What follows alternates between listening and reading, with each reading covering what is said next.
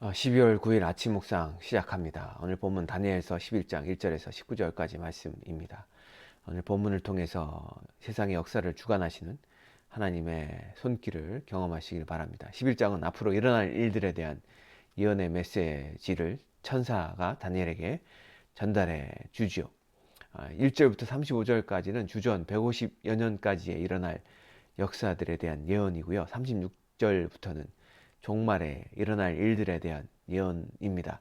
2절부터 4절까지는 바사와 헬라 제국에 대한 예언이고 5절부터 19절까지는 남방 왕국과 북방 왕국 사이의 전쟁에 대한 예언입니다. 2절을 읽겠습니다. 이제 내가 참된 것을 내게 보이리라. 천사가 지금 다니엘에게 참된 것을 보이겠다라고 말을 하고 있죠. 이 참된 것은 무엇일까요? 이것은 천사가 말한 예언이 반드시 역사 속에 성취될 것이라는 의미이죠. 자, 보라, 바사에서 또 새 왕들이 일어날 것이요. 그 후 넷째는 그들보다 힘이 부여할 것이요. 자, 페르시아의 바사의 왕들은 어떤 왕들이었습니까? 첫 번째 왕은 캄비세스입니다. 고레스의 큰 아들로서 7년을 통치하죠. 두 번째 왕은 가우마타 왕인데요. 고레스의 동생으로서 캄비세스를 계승하죠. 세 번째 왕은 다리오 1세인데요. 가우마타를 암살하고 왕이 됩니다. 네 번째 왕은 바로 다리오의 아들 크세르크세스인데요. 성경에서는 아수에로 왕 에스더의 남편으로 그렇게 묘사가 되죠. 이 크세르크세스는 엄청난 부를 축적하여 헬라 지역을 공격하며 그 세력을 넓혀가는 듯해 보입니다만 그 유명한 살라미스 해전에서 헬라의 알렉산더 대왕에게 크게 패하고 말지요. 2절에 이 크세스 왕이 이후에 크세스 왕이 죽은 이후에 페르시아는 급격하게 쇠퇴하게 되고요. 4절에 장차 한 능력이 있는 왕이 일어나서 큰 권세로 다스리며 자기 마음대로 행하리라 라는 말씀이 나오는데요. 이 헬라 제국의 알렉산더 대왕을 의미합니다. 그 대왕은 그가 그 지중해 지역을 빠른 시간 안에 삽시간에 차지하고 그 영토를 넓히는 장면을 보게 됩니다. 그 큰 권세로 다스리며 자기 마음대로 행한다는 말은 그 알렉산더 대왕에 대한 예언이죠. 사절에 보면 그러나 그가 강성할 때 그가 그렇게 모든 땅을 지중해 영토들을 다 차지했을 때에 33세라는 나이에 그는 열병으로 죽게 되죠. 그래서 그의 나라가 네 나라로 분할됩니다. 하지만 알렉산더의 자손에게 돌아가지 않고 그것은 헬라 제국의 4명의 장군들에 의해 분할 통치가 되지요. 5절에는 그 남방 왕과 북방 왕들의 이 전쟁에 대한 예언이 계속해서 나오는데요. 남방 왕은 플로테미 왕조이고요. 북방 왕은 셀루쿠스 왕조가 지배를 했습니다. 우리 그림을 보시면 아시겠지만 여기 셀루쿠스는 이 아시아 지역을 담당했고요. 프토레미는 이집트 쪽을 지배를 했죠. 늘 이 셀루쿠스와 프톨레미 사이의 전쟁은 이 예루살렘 이 경계선을 통해서 늘 뺏고 뺏는 그러한 전쟁을 벌였다는 것을 우리는 역사 속에서 볼 수가 있습니다. 이 5절과 6절을 보면은 남방의 왕들은 강할 것이나 그 군주들 중 하나는 그보다 강하여 권세를 떨치리니 그의 권세가 심히 클 것이요 몇 해 후에 그들이 서로 단합하리니 곧 남방 왕의 딸이 북방 왕에게 가서 화친하리라. 그러나 그 공주의 힘이 쇠하고 그 왕은 서지도 못하며 권세가 없어질 뿐 아니라 그 공주와 그를 데리고 온 자와 그를 낳은 자와 그때에 도와주던 자가 다 버림을 당하리라. 여기서 보면 5절에 보면 북방의 수리아 지역을 다스리던 셀루쿠스 1세가 남방의 이집트를 차지한 플로테미 1세보다 더욱 강하여 권세를 떨칠 것이라고 예언되고 있고요. 이 북방과 남방 왕들 사이에는 끊임없는 영토 분쟁이 있을 것인데 셀루쿠스의 왕조인 안티오쿠스 2세와 남방의 프톨레미 2세 때에 이르러서는 전쟁을 종식하는 평화 조약을 체결합니다. 이것이 그들이 서로 단합한다는 말이 그 말이고요. 그리고 프톨레미의 딸인 남방 왕의 딸인 베레니스와 안티오쿠스 2세가 결혼을 하죠. 그런데 안티오쿠스가 프톨레미의 딸을 아내로 맞이하면서 쫓아낸 본처 라오디스가 이후 음모를 꺼내 이 베레니스와 안티오쿠스 사이에 태어난 아들을 암살하고 안티오쿠스마저도 독살을 합니다. 6절이 그 예언입니다. 남방과 북방 왕들 사이에 화치는 이러한 암살로 인해 깨어지고 남방 왕이 북방을 치게 되죠. 7절입니다. 그러나 공주의 본 족속에게서 난 자 중에 한 사람이 왕위를 이어 권세를 받아 북방 왕의 군대를 치러 와서 그의 성에 들어가서 그들을 쳐서 이기고, 자, 공주의 한 본 족속은 남방 이집트 프톨레미 왕조에 속한 프톨레미 3세를 의미하죠. 그는 매우 유능한 왕으로서 누이의 복수를 위해 대군을 이끌고 북방 왕을 치는데요. 그 전쟁은 6년이나 지속되었습니다. 이 북방 왕국의 수도 안디옥을 결국에 점령하고요. 전리품을 가지고 애굽으로 돌아가지요. 8절을 보겠습니다. 그 신들과 부어 만든 우상들과 음과 금의 아름다운 그릇들은 다 노력하여 애굽으로 가져갈 것이요. 자, 그리고 몇 해 동안은 그가 북방 왕을 치지 아니하리라. 자, 이 전쟁 이후에 프톨레미 3세와 셀루쿠스 2세 사이에는 평야 조약이 체결되죠.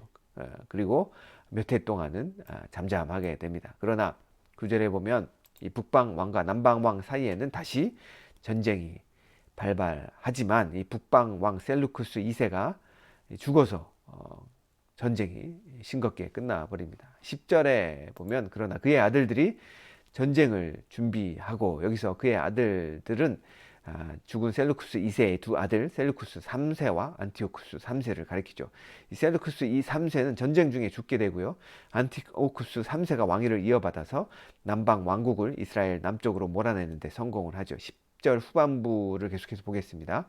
심히 많은 군대를 모아서 물이 넘침같이 나아올 것이며 그가 또 와서 남방 왕의 견고한 성까지 칠 것이며, 자, 안티오쿠스 3세는 결국에 남방 왕을 치고 그들에게서 이스라엘을 빼앗게 되죠. 하지만 11절에 보면 남방 왕이 크게 노하해서 다시 북방 왕과 싸우게 되는데요. 여기서 남방 왕은 이 프톨레미 4세입니다. 남방 왕의 침략에 이 북방 왕 안티오쿠스 3세는 많은 군대를, 큰 무리를 일으켜서 막지만 남방 왕에게 제압당하게 되고, 남방 왕은 큰 승리 후 알 수 없는 이유로 죽게 됩니다. 그것이 11절에 그 죽은 이유를 이렇게 얘기하죠. 큰 무리를 사로잡은 후 남방 왕이 승리한 이후에 그의 마음이 스스로 높아졌다, 교만해졌다라고 얘기를 하고 있습니다. 여러분, 교만은 패망의 선봉이죠. 그는 수만 명을 엎드릴 것이나 그 세력은 더하지 못하게 되었습니다. 성경은 프톨레미 4세가 승리로 인해 교만해져서 패망했다라고 예언을 하고 있는데요. 실제로 그는 대제사장인 제사장밖에 들어갈 수 없는 예루살렘 성전의 지성소에 들어갔고, 결국 그는 하나님의 징계로 죽게 되는 듯합니다. 이렇게 북방 왕들과 남방 왕들 사이에는 전쟁이 계속해서 진행되었습니다. 탐욕과 보복으로 점철된 피해 전쟁이 계속해서 진행되었죠. 잠깐의 평화가 오는 듯 했지만 결국 다시 악한 탐욕으로 인해서 피 흘리는 전쟁이 계속 수단되었습니다. 인간의 탐욕은 아무리 세상이 좋아 보이고 발전한 듯 해 보여도 결국 세상에 고통을 가져다 주게 되죠.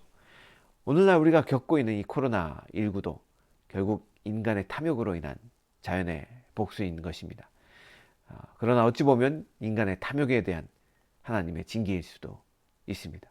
우리는 이 하나님의 징계 앞에 겸손하게 하나님을 바라보고 회개하면서 이 땅 가운데 하나님의 부흥이 있기를 그렇게 기도하는 우리 클프턴 성도님들이 되시기 바랍니다. 우리 그리스도인들은 이 탐욕스러운 세상의 역사 속에서 참된 평화를 가져다 주시는 오직 예수 그리스도를 따르는 자들입니다. 그리고 여러분 기억하실 것은 이 하나님의 나라에만 참된 평화와 온전한 의가 있다는 사실입니다. 이 13절부터는 이 북방 왕 안티오쿠스 3세의 역습이 소개됩니다. 북방 왕은 돌아가서 다시 군대를 전보다 더 많이 준비하였다가 몇 몇 대, 곧 몇 해 후에 대군과 많은 물건을 거느리고 오리라. 자, 이제 안티오쿠스 3세가 남방왕을 치기 위해서 준비하고 치는 장면이 나옵니다. 14절에는 그 북방왕이 여러 사람과 함께, 다시 말해서 연합군을 만들어서, 연합 세력을 만들어서 남방왕을 친다는 의미이고요. 역사에 보면 유대인들이 그 연합군에 포함되어 있었습니다. 당시 남방왕국은 어린 플로테미 5세가 왕으로 다스리고 있었기 때문에 얕잡아 보였지요. 그래서 이 북방 왕국이 연합 세력을 모아서 남방 왕국을 쳤지만, 오히려 남방 왕국의 스코파스 장군이 이끄는 군대의 강력한 반격으로 인해서 이 북방의 연합 세력은 패하여 전쟁에 참여했던 그러한 많은 사람들이 죽게 되는데, 그때 유대인들도 많이 죽게 됩니다. 그때가 주전 202년이었죠. 이 15절과 16절에는 다시 전세를 가다듬은 북방 왕 안티오쿠스 3세가 가이사라 빌립보 근방인 파니움 전투에서 대승을 거두고, 그로 인해 치명적 타격을 입은 스코파스 장군은 퇴각하게 되지요. 그것이 15절의 말씀입니다. 이에 북방은 와서 토성을 쌓고 견고한 성읍을 점령할 것이요, 남방 군대는 그를 당할 수 없으며 또 그가 택한 군대라도 그를 당할 힘이 없을 것이므로. 자, 그렇게 퇴각한 남방 왕국의 군사로 인해서 이 북방 왕 안티오쿠스 3세는 주전 198년에 영화로운 땅, 바로 예루살렘을 완전히 장악하게 되죠. 오직 와서 치는 자가 자기 마음대로 행하리니. 자, 안티오쿠스 3세가 자기 마음대로 행할 것이라는 것이 승리를 말하는 것이고요. 그는 영화로운 땅에 설 것이라고 말합니다. 그것이 바로 영화로운 땅은 예루살렘을 의미하죠. 자, 그렇게 그가 이 영화로운 땅에 예루살렘을 장악하게 되고요. 17절에는 안티오쿠스 3세가 애굽을 완전히 자기의 영향력 아래 두고자 하여 정략 결혼을 통한 평화 조약을 맺죠. 그러나 남방 왕 프톨레미 5세와 결혼시킨 딸 클레오파트라는 오히려 애굽 편에 서게 되고요. 남방 왕국을 지배하려던 안티오쿠스의 야심은 무익해져 버립니다. 그것이 17절의 말씀이지요. 그 후 18절에 보면 이 안티오쿠스 3세가 바다 곧 지중해에 있는 섬들을 점령하려고 합니다. 18절입니다. 그 후에 그가 그의 얼굴을 바닷가로 돌려 많이 점령할 것이나. 자, 그가 이렇게 지중해에 있는 섬들의 원정을 간 이유는 점점 커지는 신흥 세력인 로마를 막기 위한 그러한 조치였습니다. 그렇게 지중해 연안 지역을 공격하고 정복하던 그는, 이 안티오쿠스 3세는 7만 대군이라는 큰 병력을 가지고 있었지만, 한 장군인 이 장군은 로마의 스키피오 장군을 의미하거든요. 이 스키피오 장군이 이끌던 3만 명의 병력에 반도 안 되는 병력에 패하게 되고요. 결국 주전 187년에 그의 야욕을 이루지 못하고 죽게 됩니다. 그것이 19절의 모습입니다. 그가 드디어 그 얼굴을 돌려 자기 땅 산성들로 향할 것이다. 죽게 되었다는 얘기죠. 거쳐 넘어지고 다시는 보이지 아니하리라. 자, 세상 왕들은 자신의 야욕과 계획과 욕심을 이루기 위해서 전쟁을 치르며 사력을 다합니다. 그러나 모든 것이 그들의 계획대로 되지는 않습니다. 왜냐하면 세상의 역사를 주관하시는 분은 바로 하나님이십니다. 하나님의 나라는 영원하며 그분의 통치는 영원합니다. 그리고 이 남방과 북방 왕국 사이에 늘 소수국인 유다와 예루살렘이 끼어 등장합니다. 그것은 마치 고래 싸움에 새우가 낀 듯한 모습입니다. 그러나 하나님의 관심은 강대국들인 북방 왕국도 남방 왕국도 아니었습니다. 오히려 이 새우 같았던 예루살렘이었습니다. 왜일까요? 그것은 하나님의 백성들이 그곳에 있게 되었고요. 하나님의 언약 아래 놓인 자들이 예루살렘에 있었기 때문입니다. 사랑하는 성도 여러분, 오늘날도 마찬가지죠. 하나님의 관심은 어디에 있을까요? 미국이란 강대국가, 중국이란 강대국에 있을까요? 그들의 갈등에 있을까요? 하나님의 관심은 그러한 갈등에, 그러한 역사에 있는 것이 아니라 바로 하나님의 백성들, 당신의 언약의 백성들에게 있습니다. 사랑하는 성도 여러분, 우리의 역사관이 하나님 나라의 관점으로 바뀌셨으면 좋겠습니다. 하나님의 백성들을 향한 그분의 언약이라는 관점으로 이 세상의 역사와 이 나라들을 보셨으면 좋겠습니다. 그래서 세상에 일어나는 많은 그러한 일들, 전쟁에 대한 소문들, 그러한 경제적인 그러한 소문들에 우리가 흔들리거나 두려워할 필요가 없이 영원한 왕이신 하나님을 신뢰하며 그분이 우리를 붙들고 계시고 우리를 다스리고 계시고 우리를 눈동자와 같이 보호하고 계신다는 그 사실을 우리 마음에 믿고 하나님을 신뢰함으로 우리 대장 되신 예수 그리스도만을 굳게 따르고 오늘도 승리하시는 귀한 성도님들이 되시길 주님의 이름으로 축원합니다.